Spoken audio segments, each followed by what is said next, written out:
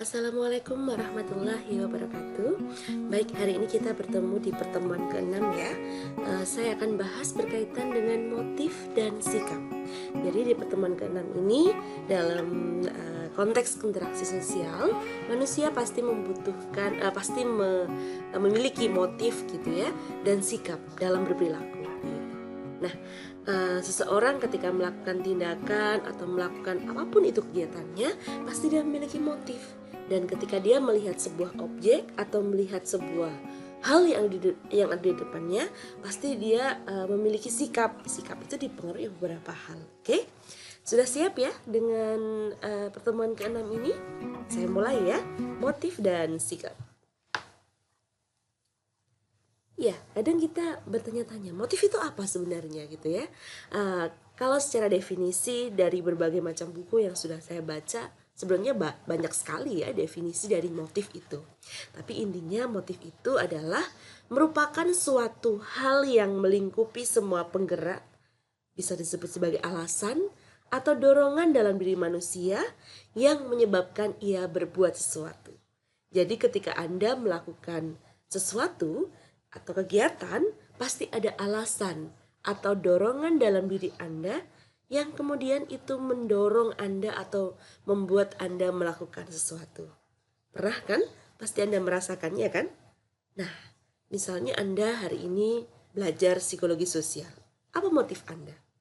Saya yakin masing-masing mahasiswa punya motif berbeda-beda. Ada yang memang karena saya ingin dapat ilmu baru, Bu. Karena ini pertemuan ke-6, materinya beda. Saya ingin dapat pengetahuan lain. Ada yang mengatakan bahwa, ini harus segera dengerin video nih. Kalau enggak nanti aku dianggap gak hadir. Motifnya macam-macam. Ada yang, apa sih, aku pengen pengen tahu lah. Atau, mengisi waktu luang lah sambil dengerin, sambil rebahan kan bisa begitu. Macam-macam motif manusia. Nah, pasti ada motif dalam atau alasan dalam diri Anda atau dorongan dalam diri Anda yang menyebabkan Anda mendengarkan video pembelajaran pada kesempatan kali ini. Nah, untuk mengetahui dan memahami bagaimana motif-motif dari tingkah laku manusia, maka perlu mengetahui apa yang dilakukannya, bagaimana ia melakukannya, dan mengapa ia melakukannya. Jadi Anda harus tahu dia sedang ngapain, bagaimana dia melakukannya itu, dan mengapa ia melakukannya. Misalnya nih, untuk mengetahui motif Anda dalam mendengarkan video ini, saya harus tahu bagaimana cara Anda melakukannya. Kalau Anda mendengarkan video saya tidak sambil mencatat begitu, atau sambil rebahan, oh ya berarti dia motifnya, oke, saya ingin belajar dengan cara santai, motifnya seperti itu. Atau ada yang mendengarkan dengan sambil duduk begitu, sambil duduk, dia siap posisi seperti orang belajar, berarti dia memang cukup serius gitu ya. Maka sekarang ada yang lagi berrebahan atau lagi duduk begitu. Dan mengapa Anda melakukannya begitu. Nah, kalau misalnya ketika dia melakukannya itu sambil mencatat begitu, berarti dia serius begitu ya. Ketika mendengarkan video, mencatat hal yang penting, berarti dia ingin dapat sesuatu atau dia ingin dapat ilmu langsung dari video pembelajaran ini. Tapi kalau tidak sambil mencatat, nah berarti bagaimana Anda melakukannya dan mengapa Anda melakukannya. Nah, untuk mengetahui bagaimana motif Anda, maka saya harus tahu mengapa Anda mendengarkan video itu. Dari situ kita jadi memahami apa motif dari tingkah laku manusia. Jenis motif ada 3 ya. Yang pertama motif biogenetis, kemudian motif sosiogenetis, dan motif teogenetis. Apa itu motif biogenetis? Saya tanya, Anda pernah merasa lapar nggak? Pasti ya, sebagai manusia pasti lapar. Anda haus? Ya, pasti pernah merasa haus ya. Nah, biogenetis ini adalah motif yang berasal dari kebutuhan organisme manusia demi kelanjutan kehidupan biologisnya. Jadi kalau biogenetis ini berasal dari diri manusia itu sendiri, yang berasal dari kebutuhan dirinya sebagai manusia, yang berkaitan dengan kehidupan biologisnya. Misalnya lapar, maka Anda butuh untuk makan. Jadi kenapa Anda makan? Ya karena motivasinya karena Anda lapar begitu. Itu adalah motif biogenetis. Beda dengan motif sosiogenetis ya. Kalau motif sosiogenetis ini motif yang dipelajari dan berasal dari lingkungan kebudayaan tempat orang itu berada dan berkembang. Motif ini nggak berkembang sendirian, dia berkembang berdasarkan interaksi sosial. Sebagai contoh, sama-sama Anda makan begitu ya. Bu, makan itu kan motif biogenetis, iya. Tapi kenapa Anda memilih makan KFC? Kenapa Anda memilih ke Richeese? Kenapa Anda milih BK gitu ya? Ke BK, Burger King. Kenapa Anda milih makanan-makanan yang premium begitu atau ke restoran-restoran mewah? Nah, ini adalah motif sosiogenetis Anda. Jadi, bahkan kalau kita melihat di tempat-tempat makan mewah itu kan pasti tempatnya kelihatan ya di kaca gitu ya. Misalnya Anda yang bukan mewah ya, sekarang sih kalau di KFC nggak mewah lagi, tapi sebagian orang masih menganggap bahwa tempat-tempat kayak di Pizza Hut gitu ya, di Burger King itu kan pasti lebih mahal atau premium daripada tempat yang lain. Dan tempatnya pasti kaca-kaca ya. Ini mereka memanfaatkan motif sosiogenetis sebenarnya. Jadi di kaca itu kan jadi terlihat, oh itu orang kaya tuh makannya aja di Burger King gitu. Oh orang kaya tuh makannya aja di McD gitu, nggak makan ayam goreng 5 ribuan pinggir jalan gitu. Nah ini adalah motif sosiogenetis. Jadi ini dipengaruhi oleh kebudayaan tempat orang itu berada dan berkembang. Jadi kenapa tempatnya ada kaca-kacanya? Karena Anda ingin dilihat bahwa kalau saya makan di sini maka saya dianggap orang kaya atau orang yang lebih mampu karena nggak beli makan ayam goreng yang 5 ribuan di pinggir jalan gitu kan, tapi belinya di McD atau di KFC gitu.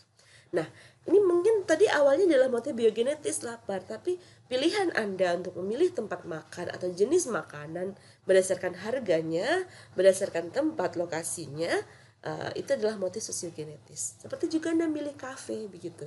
Kenapa? Padahal di tempat lain juga ada kopi tuh, kenapa harus ke kafe?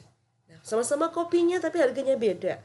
Karena apa? Ada motif sosiogenetis yang melibatkan yang terlibat dalam diri Anda pada waktu itu. Paham ya? Yang ketiga adalah motif teogenetis. Motif ini berasal dari interaksi antar manusia dengan Tuhan seperti yang terwujud dalam ibadahnya dan dalam kehidupan sehari-hari di mana ia berusaha merealisasikan norma-norma agamanya. Baik, saya ingin tahu kenapa Anda ingin berbagi pada orang. Kenapa Anda sedekah pada orang lain? Ini adalah ada motif-motif teogenetis. Anda yakin bahwa Tuhan akan senang pada Anda, Tuhan akan memberikan balasan kalau misalnya Anda berbuat kebaikan begitu. Ini adalah motif teogenetis. Nah, dan banyak sekali motif-motif yang berkaitan dengan ibadah. Orang-orang beribadah ini motifnya bisa macam-macam. Apakah orang beribadah itu bisa bermotif sosiogenetis? Bisa, tergantung bagaimana dia isi hatinya begitu ya. Ini penjelasan dari 3 jenis motif tadi ya. Catatannya adalah motif ini penting sebagai bahan bakar penggerak. Jadi motif ini penting bagi diri manusia untuk menggerakkan dia melakukan sesuatu. Karena gini, seringkali pekerjaan bisa diselesaikan dengan baik oleh orang-orang yang bermotivasi tinggi. Namun kemampuannya atau kecakapannya sedang-sedang aja. Sedangkan orang berkecakapan baik yang tinggi gitu ya, tanpa motivasi yang cukup tidak akan menyelesaikan pekerjaan itu. Saya pernah bertanya pada seseorang gitu ya, orang itu sebenarnya nggak terlalu pandai ya, tapi kenapa dia berhasil pada sesuatu hal yang dia capai, misalnya bisnis, dalam hal bisnis begitu. Padahal sebenarnya orangnya itu kalau dibilang cerdas, nggak cerdas juga, tapi dia punya motivasi tinggi untuk mencapai sesuatu. Nah ini menjadi salah satu modal. Saya juga ingin bertanya pada Anda, pernahkah Anda merasa bahwa Anda sedang mempelajari sesuatu, padahal sebenarnya Anda itu cukup pinter, tapi ketika Anda mempelajari sesuatu itu kok nggak ngerti-ngerti gitu ya, jadi aduh sudahlah, malas lah, nggak usah belajar lah gitu. Padahal sebenarnya Anda mampu. Karena apa? Bisa jadi motivasi Anda sedang tidak tinggi. Nah kalau Anda motivasi tinggi, Anda akan terus belajar itu, mempelajari itu sampai Anda bisa. Maka Anda akan berhasil daripada sebenarnya kemampuan Anda mampu atau mendukung untuk itu. Nah, jadi motivasi ini penting karena dengan motivasi yang tinggi, willing atau keinginan yang kuat terhadap sesuatu, itu akan membuat orang yang kemampuannya biasa-biasa aja bisa berhasil menyelesaikan sebuah pekerjaan. Misalnya banyak sekali contoh yang bisa Anda cari di sekitar Anda. Oke, sekarang coba diingat-ingat apa kira-kira contoh dari pernyataan di slide ini. Baik, motif itu juga punya peranan, Nak. Jadi motif itu yang pertama mempengaruhi minat perhatian. Jadi minat perhatian dalam suatu kegiatan yang kita lakukan ditentukan oleh motif yang terdapat dalam diri kita pada waktu itu. Nah, apa ini? Jadi minat atau perhatian dalam suatu kegiatan itu akan ditentukan oleh motif yang terdapat pada diri kita pada waktu itu. Kira-kira apa ya contohnya ya? Bagaimana motif itu mempengaruhi minat perhatian? Ya, saya ambil contoh misalnya kalau kita menonton televisi begitu ya, kita kan banyak ya mendengar banyak hal yang masuk dalam diri kita gitu kalau nonton televisi. Tapi Anda memfokuskan pada sebuah tayangan, nggak tidak memperhatikan yang lain, diajak bicara nggak ngerti. Itu karena apa? Karena Anda punya minat perhatian yang tinggi pada tayangan itu. Apa sih ini? Oh MasterChef Indonesia. Jadi Anda nggak dengerin tuh ada tetangga ketok pintu, karena Anda sangat fokus dengan tayangan itu. Atau misalnya begini, suatu hari Anda lapar, Anda merasa lapar begitu ya. Kemudian Anda sedang berjalan-jalan dan lapar. Maka Anda akan menaruh fokus atau minat perhatian pada restoran-restoran atau toko-toko yang menjual makanan di sepanjang jalan itu. Betul tidak?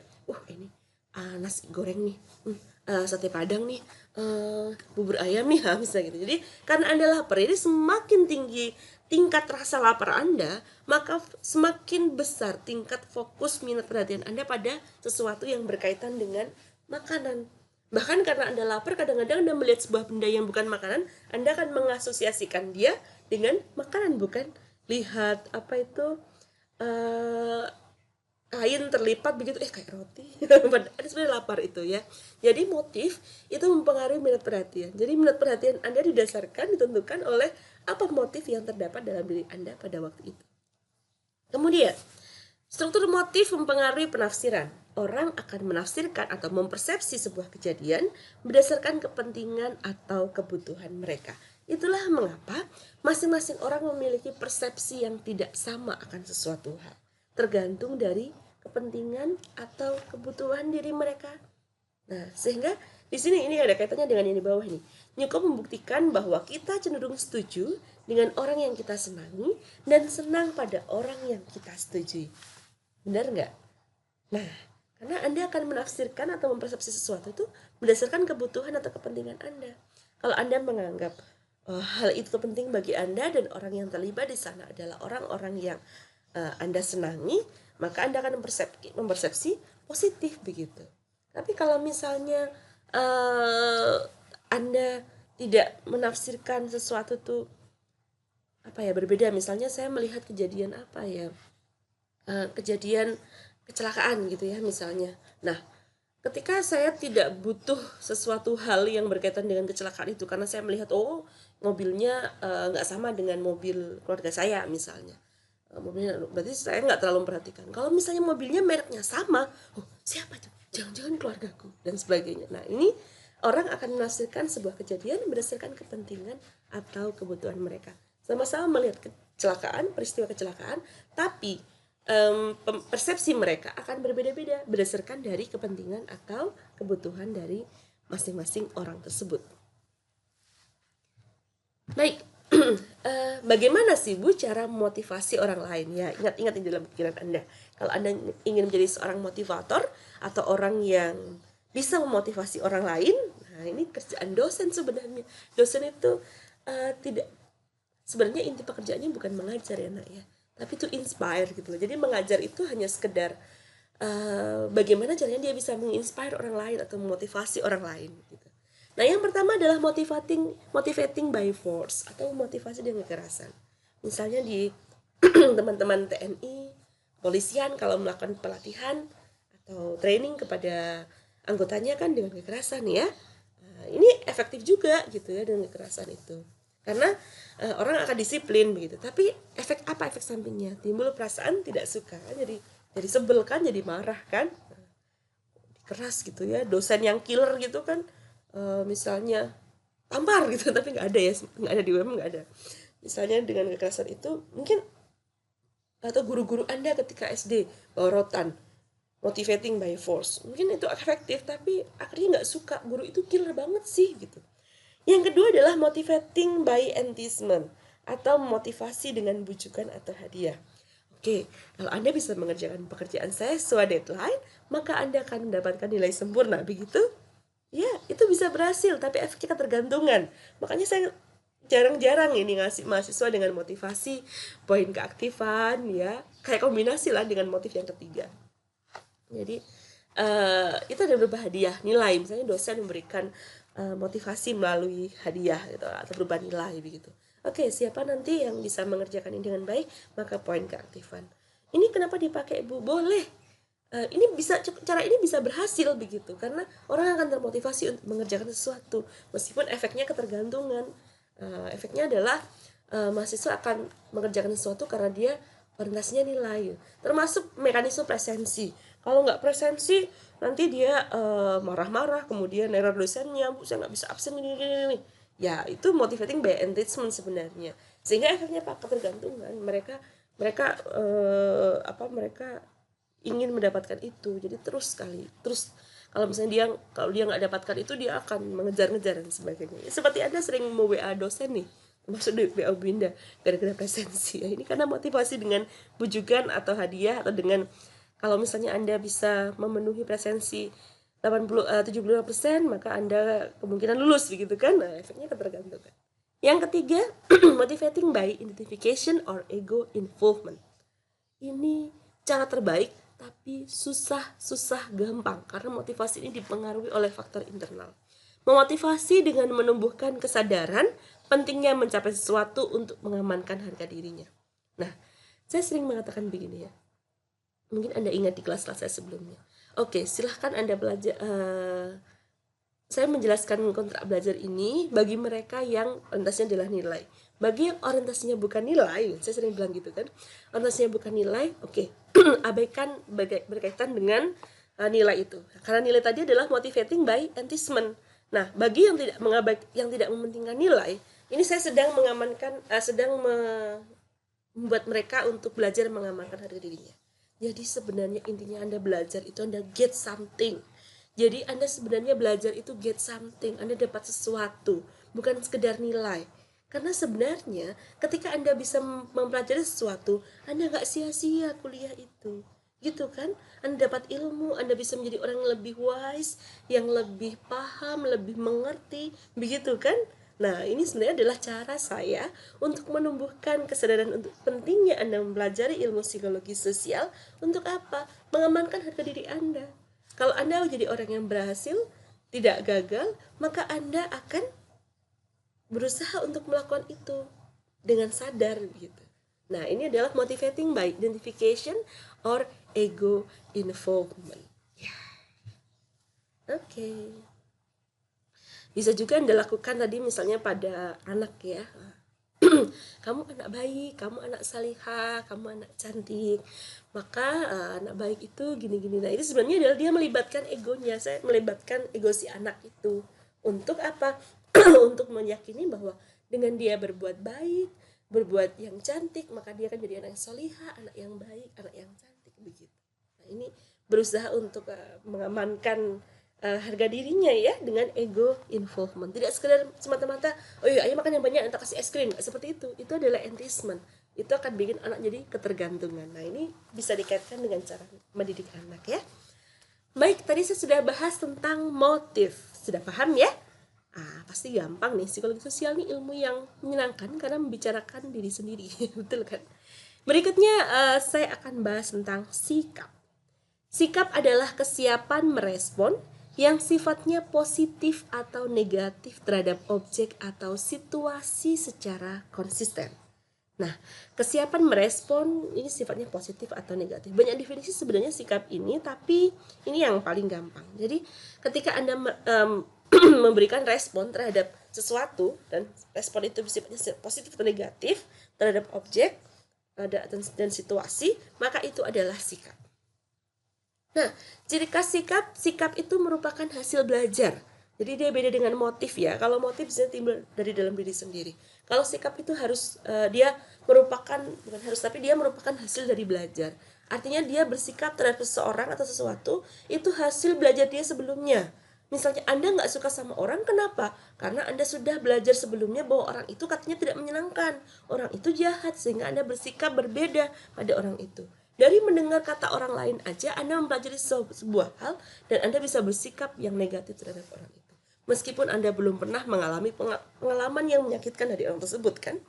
Dari kata orang Anda bisa cenderung untuk memberikan sikap negatif.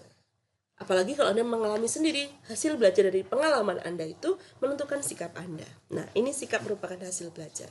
Yang kedua, sikap dapat berubah-ubah, namun sikap juga memiliki kestabilan. Jadi, sikap bisa berubah-ubah seiring dengan banyak faktor. Jadi, faktor lingkungan, faktor feedback dari orang lain juga, faktor pengalaman, faktor banyak sekali yang mempengaruhi sikap. Tapi sikap itu biasanya, kalau misalnya dia sikapnya positif, awalnya dia positif.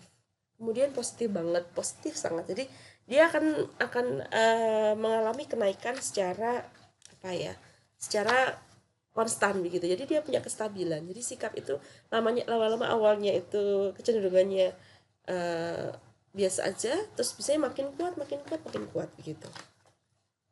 Nah, itu adalah ciri khas yang kedua.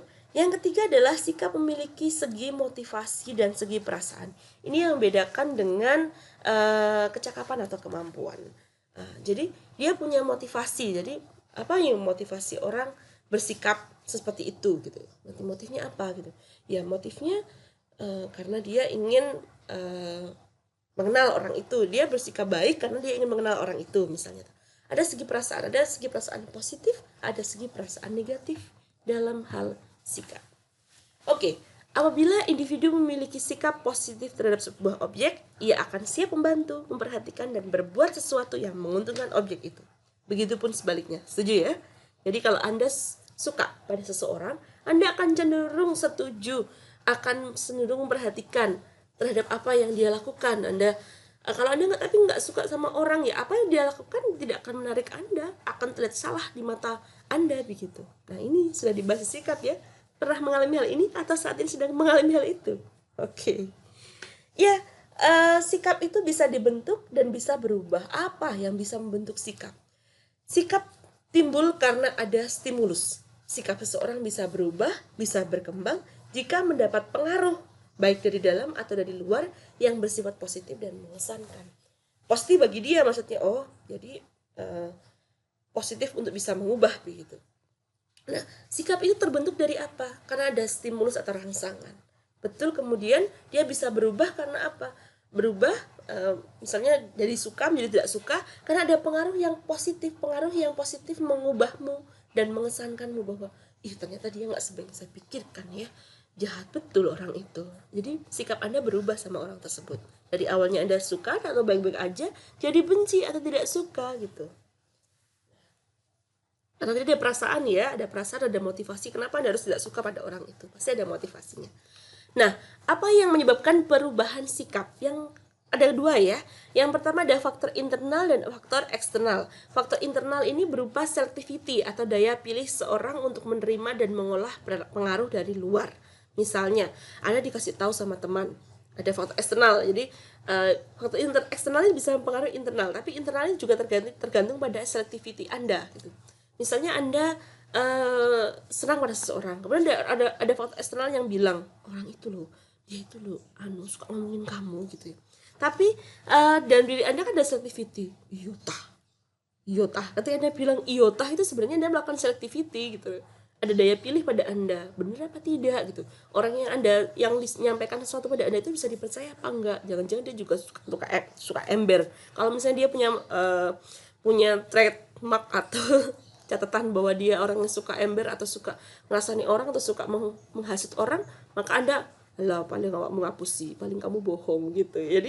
Jadi itu mempengaruhi selectivity Anda gitu. Jadi yang bisa menyebabkan perubahan sikap ada faktor internal tadi dan juga faktor eksternal. Nah, internalnya dipengaruhi oleh apa? Oleh pengalaman, oleh konsep diri Anda menghadapi sesuatu. Ketika Anda memiliki konsep diri yang positif, Anda cenderung untuk melihat orang lain secara positif.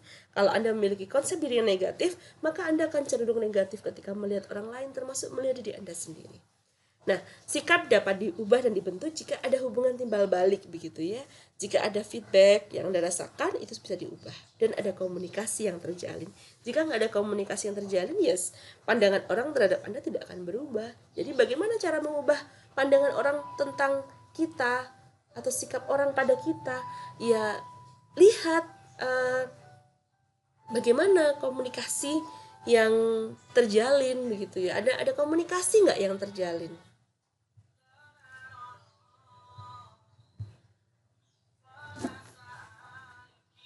Baik, sekarang kita ke pengukuran sikap ya.